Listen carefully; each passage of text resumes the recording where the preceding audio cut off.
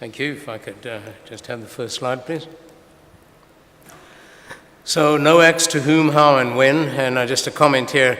I'm not sure we should call these the novel oral anticoagulants anymore. There's nothing novel about them. Some people have suggested that we should call it the DOACs, direct oral anticoagulants, but that also stands for dead on arrival. So that's not a popular term. This would be direct acting oral anticoagulants. And then for the factor Xa, there's a question about calling them the Zybans. But we do use the term NOACs, but I think we have to realize that they're not novel anymore. So here are my disclosures. I really cannot remember the coagulation cascade for more than an hour or two, so I'm not going to show that diagram more than once. But I do have consulting agreements with Bristol Myers Squibb, Pfizer, and Arthur McNeil Janssen. All of them are involved with the trials and development of the novel oral anticoagulants. So the efficacy and safety has been documented in this meta-analysis. I would emphasize that all 4 trials are different. The patients are different, the drugs are different, but when you pool the data, it's pretty impressive. There is a reduction in hemorrhagic stroke. There's a reduction in ischemic stroke that is almost statistically significant, not quite. There is a reduction of about 10% in all-cause mortality when you put these 4 trials, 71,000 participants. And what is very, very striking is this major reduction in intracranial hemorrhage, about a 50% reduction in intracranial hemorrhage, and a slight increase in gastrointestinal bleeding, interestingly, particularly with dabigatran. But the reduction in intracranial hemorrhage is seen in all of these drugs. The increase in bleeding is mainly lower GI as opposed to upper GI. Now, major GI bleeding events are shown here in this study in all of these trials. Slight major bleeding events, slightly increased.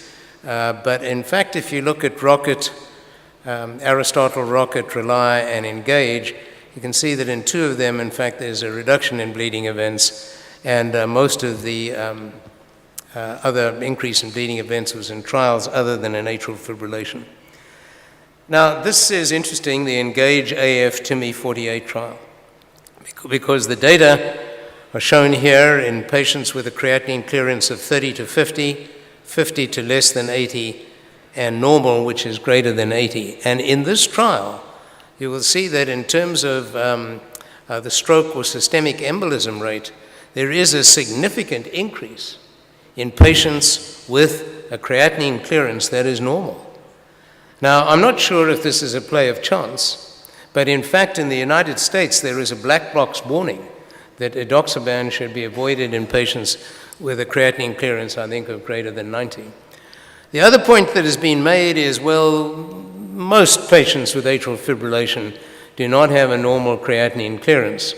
Well, we actually have a paper in press at the moment from the Aristotle trial, and we'll show that about 25% of our patients have a creatinine clearance of greater than 80 or 90. So I'm not sure whether this is a play of chance, but it is, it's possible that the dose was on the low side in this subgroup, but it is a factor that I think is going to have to be taken into account. The atrial fibrillation guidelines are very clear-cut.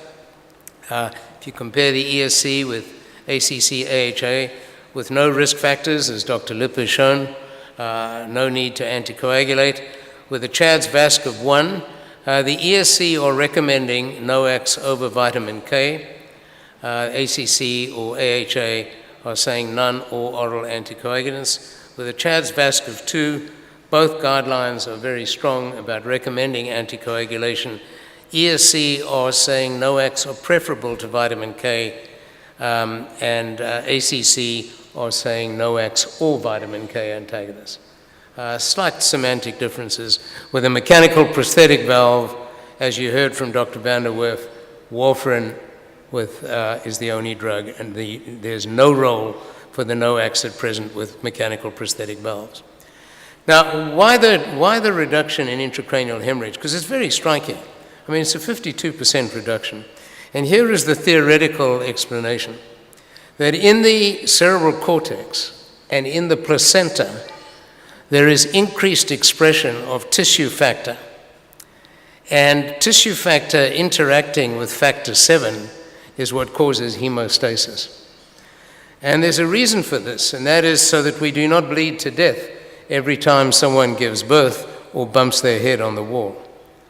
Now, if you look at factor 7 and you look at the sites of action of warfarin, you'll see that warfarin does act on factor 7 in addition to these other factors, whereas the direct acting drugs do not. So it may be this inhibition of factor 7 predisposes to bleeding, because factor 7 is essential for hemostasis. And warfarin affects that, whereas the direct acting drugs do not.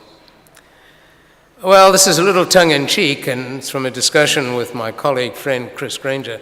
If warfarin came to the FDA now, after the novel agents, would it be approved? Because this is what we'd have to say. There's a 10 to 50% increased risk of stroke with warfarin. There's a 2 to 3-fold times rate of intracranial hemorrhage. As much as 1/3 higher rate of major bleeding, at least in the apixaban trial. Requires monthly monitoring to adjust the dose. Falls out of the target anticoagulation range 1/3 of the time in highly controlled trials and nearly 1/2 of the time in general practice.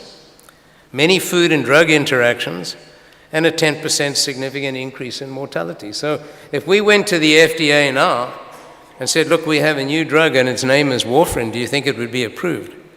Well, this is a little bit tongue-in-cheek, but I think it does make a point. In which patients is warfarin still preferred? Mechanical valves, LV thrombi, and rheumatic mitral valve disease. I believe that we can use the NOACs in valvular heart disease, but not in rheumatic mitral valve disease. There's mitral stenosis in particular. There is no role and no evidence that the NOACs can be used.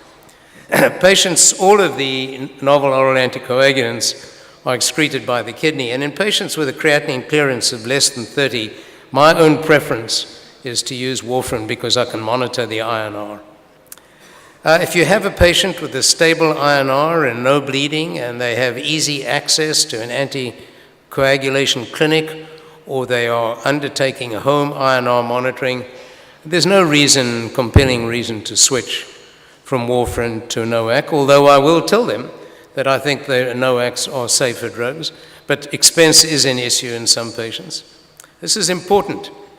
If the patient is non-compliant, do not give them drugs that have to be taken twice a day, like most of the NOACs. If they are non-compliant, I'd much rather they were on warfarin, because I can use the INR as a monitoring tool and get a better idea of whether they're taking their warfarin. But the NOACs are no substitute for the non-compliant patient. And then drug costs vary amongst different societies and health plans. Which agent? Difficult. The largest relative risk reduction of ischemic stroke was noted with high-dose dabigatran. The largest renal elimination, dabigatran 80%, edoxaban 50%. So these are the drugs I would avoid in patients with severe renal dysfunction. With edoxaban, there is this black box warning from the FDA, avoid in patients with a normal creatinine clearance of greater than 95. Once daily dosing, there should be once daily dosing, edoxaban and rivaroxaban, well-established dosing for high-risk patients with modest renal insufficiency, rivaroxaban and apixaban. Both of these trials had adjusted doses for patients with renal insufficiency. It so happens in the Aristotle trial that I was involved with, we were very lucky, I think. We got the right dose. One dose, namely 5 BID, was a reduction in both stroke and a reduction in major bleeding. So we had in that trial efficacy and safety. And the least expensive drug is still warfarin by far. Well, what about future head-to-head trials? This randomized double-blind trial enrolling over 20,000 patients was conducted over a 10-year period, but unfortunately we've forgotten why. We are not going to see the head-to-head trials. There's no interest from industry and no reason from industry to do this. And when we talk to organizations like the National Heart and Blood Institute, Really, these trials are going to have to be enormous trials if you're going to compare one drug with another, because they're all so effective in reducing stroke. So we will not see those trials. This is from an editorial written with Dr. Jane Friedman from Boston, from Harvard. The search for new approaches should not draw attention away from improving what is already in place. We've really done well, but we can do better. First of all, we can increase the utilization of oral anticoagulants in eligible patients. You've heard from Greg Lipp and others that the rate of anticoagulation is going up, but we've still got a long way to go. As I said earlier, avoid aspirin alone or in combination.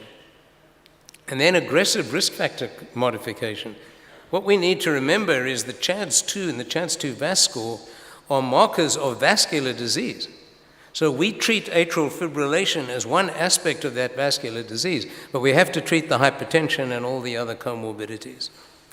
Will plasma levels be useful in monitoring NOAC use, as was raised earlier today?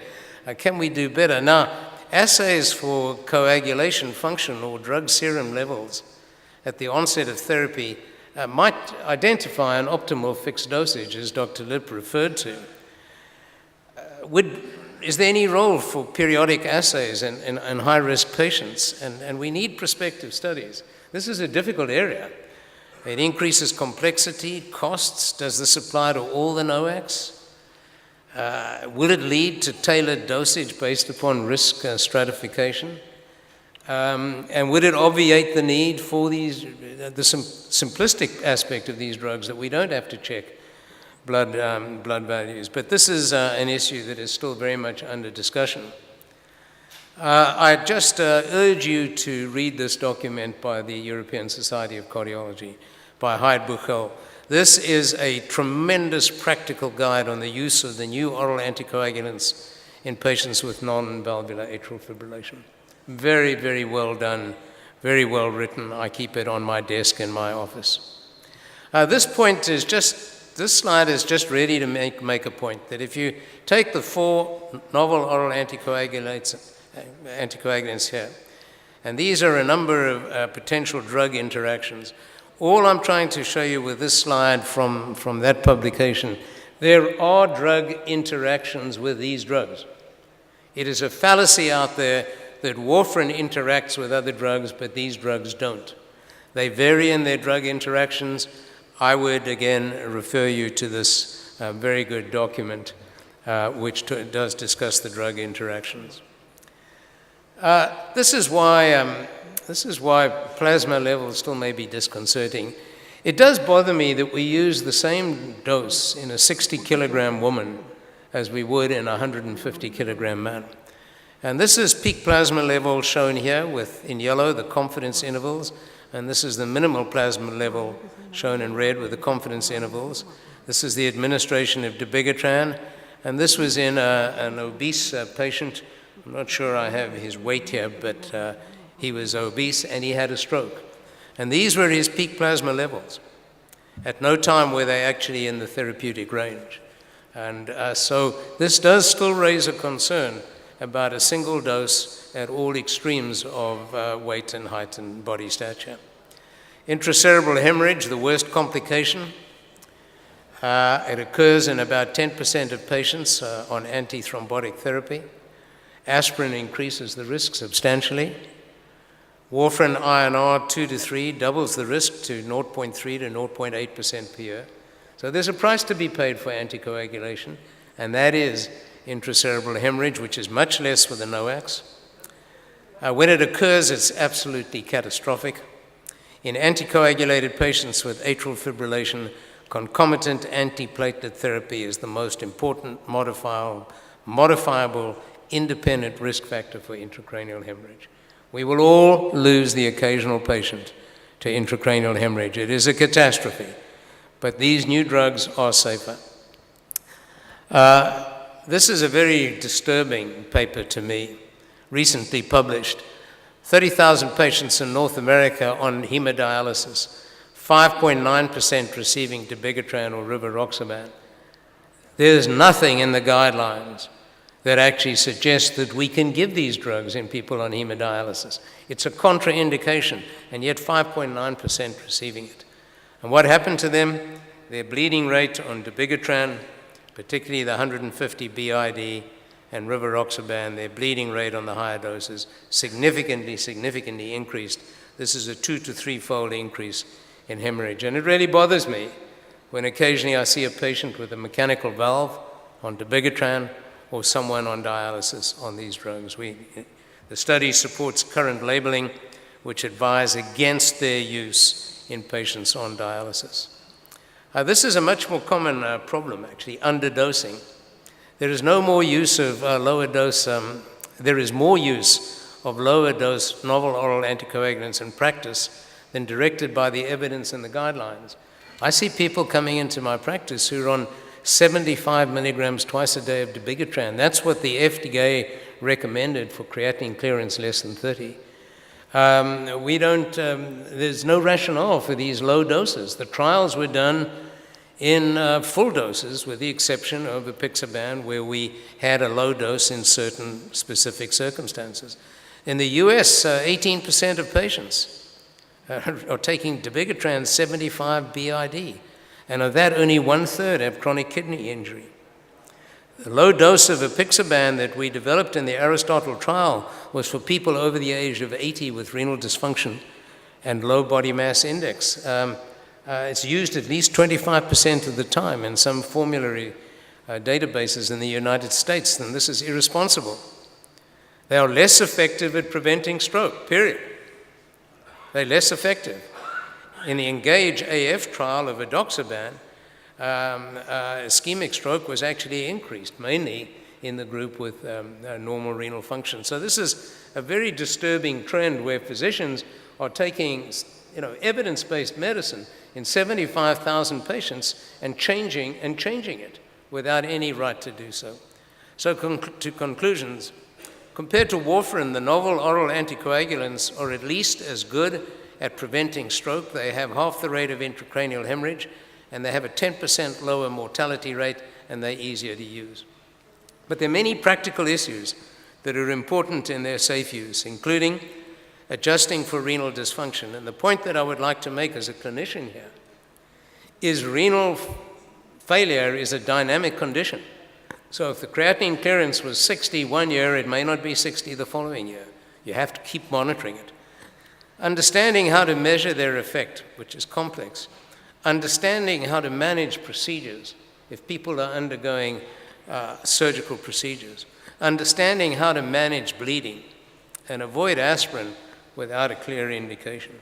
And here again, I think what is very important is that your own institution, as does mine, that we have protocols in place to guide the rational use of these drugs. So we have a protocol for if a patient needs a colonoscopy or non-cardiac surgery, you have to have these protocols in place.